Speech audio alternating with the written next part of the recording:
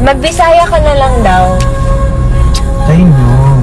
Wala, ayaw niya. Sa iba na lang daw niya gagawin yung Bisaya. Ano pa bang...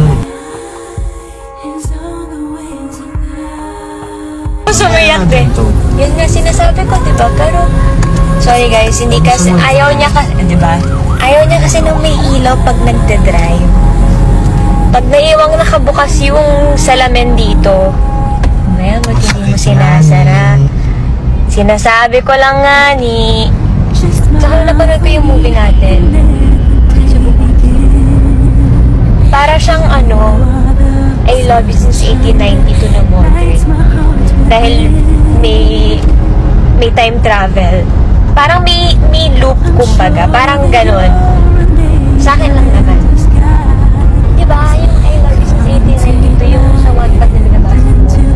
Yung sa Wattpad na binabasa mo. Ano title? I Love You Since 1892. Wow!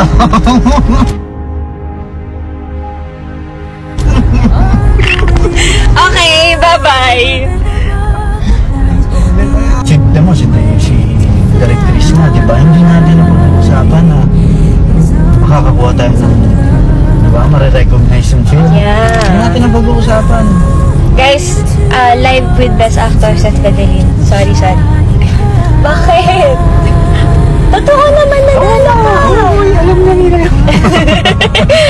Bakit? Masama ba sabihin? Confidential girl na sabihin.